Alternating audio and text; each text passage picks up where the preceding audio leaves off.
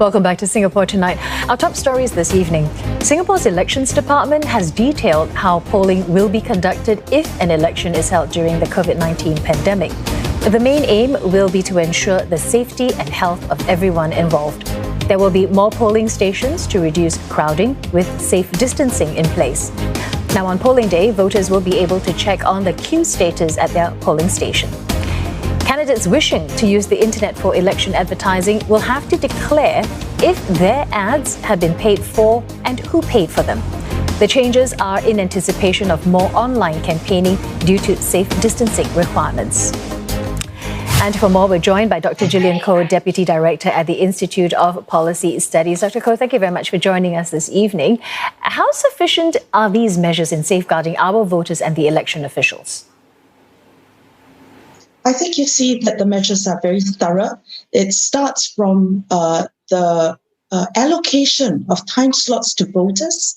They would be 2-hour time slots when voters are encouraged to show up at their polling stations, although they can vote anytime the polling station is open. There's provision for seniors that the morning slots would be dedicated to seniors, and they're allowed to have one household member accompany them. Of course, younger voters are encouraged to take the slots that they're given so that you're giving enough space for the seniors to vote. And we know that they're the more vulnerable population. Then when you get to the polling station, there's temperature checks. And also when you check in as a voter, there's e-registration. There is some point, though, where you may be required to remove your mask so that the election official can check that you are who your ID says you are. And then there are other procedures as well when it comes to voting. Sanitizers are used before you don a glove, and then you pick up your ballot paper, and so on. So I think you see that that's very thorough. And also that, as you have said, there's a reduction in the number of people who will be allocated polling stations. I think the assurance should then be given by the Elections Department that the number is not so small as to be able to identify voters. I think Singaporean voters are always concerned about security, in which case I think ELD can assure that the ballot boxes are then brought to the central point for the electoral division and counted there. And with the possibility of campaigning online, how can voters make sure they have access to campaign messages from all parties and candidates? Well, I think first, in terms of mainstream media, the Elections Department has said that it will ensure that there is access by the parties to broadcasting on mainstream media like your good selves. In the past, the allocations would be proportionate for each party based on the number of candidates it's fielding in the general election. But what I think will happen is that there will be more slots open, and this will be done more often.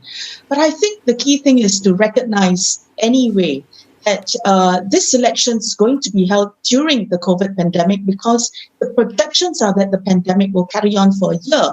So Elections Department has actually encouraged, it used the term encouraged, all political parties to think of other modes of campaigning that do not require large group gatherings. So the key thing is getting online. Some parties are ahead of others in doing this. They've been doing this for past GEs, but you'll see even the newcomer Progress Singapore Party has started to do its engagement of an audience of voters online using Zoom and live streaming techniques. So I think that there is a lot of opportunities for parties to reach out to voters in different ways. Now, the question is whether this will mean that only the younger generations will be engaged in this process. And I think that that's not true. This is an opportunity for digital natives who are younger to involve the senior members of their families in these sorts of modes of accessing what the parties are saying. But remember, when you do so, you're actually doing it at the comfort of your home. When these messages are recorded through online social media strategies, then people can access it at their own time and own leisure as well. So I think that there won't be a generational divide necessarily, but in fact, the outreach might be easier and cheaper for parties as well, because they no longer have to pay for mass rallies. Well, speaking of costs, because the internet election advertising, so what issues are likely to surface, and how effective will the changes be in actually reducing misinformation? Well, I think the world has become more conscious that there is a way in which you can hide your identity, or that there's astroturfing, which means that you make some material that you put online more popular than it actually is by just generating more and more hits through paid strategies that publishers or platforms provide.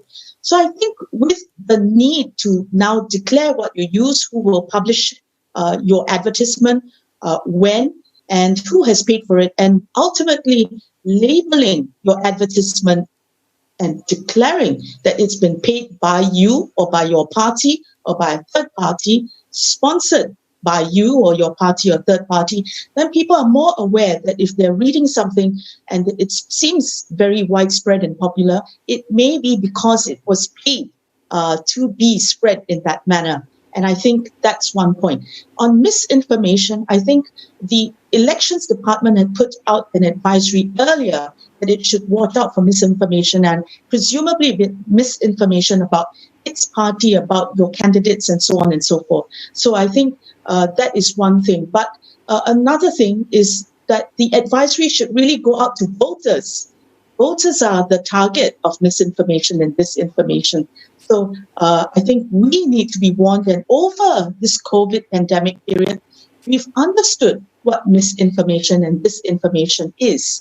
And with the law of POFMA, which has preceded COVID, the prevention of online misinformation and disinformation, then I think that's a regime that can be applied all the time, right across day in, day out, but especially during elections, to staunch misinformation or disinformation that might mislead voters.